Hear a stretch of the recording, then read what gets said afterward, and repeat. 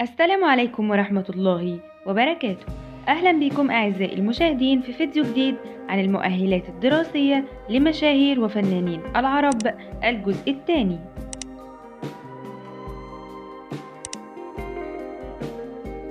الفنان إيهاب محمد نافع، المؤهل الدراسي تخرج من الكلية الجوية، العمر 71 سنة. الفنان القدير سامي العدل، المؤهل الدراسي تخرج من المعهد العالي للفنون المسرحية، العمر 68 سنة.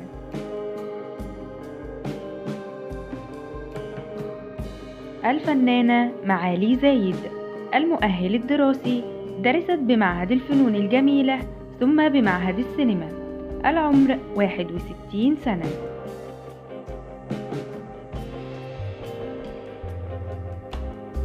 الفنان شكري سرحان، المؤهل الدراسي المعهد العالي للتمثيل، العمر 72 سنة. الفنان عبد الفتاح القصري، المؤهل الدراسي درس اللغة الفرنسية، العمر 58 سنة.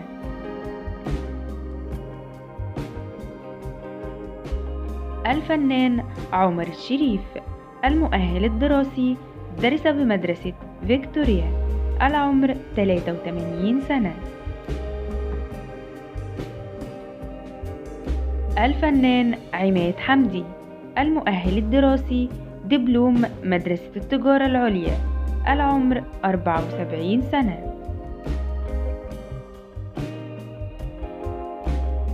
الفنانة ماجدة، المؤهل الدراسي حصلت على شهادة البكالوريا الفرنسية، العمر 88 سنة.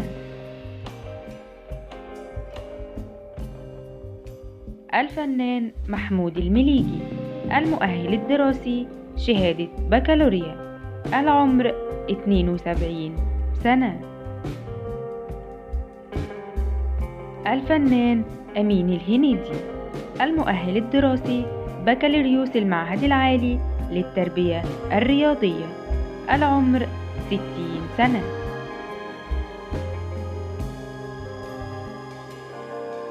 الفنان كمال الشناوي، تاريخ الميلاد 1918، المؤهل كلية التربية للمعلمين.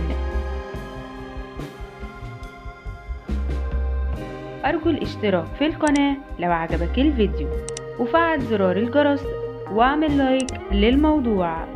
والسلام عليكم ورحمة الله وبركاته.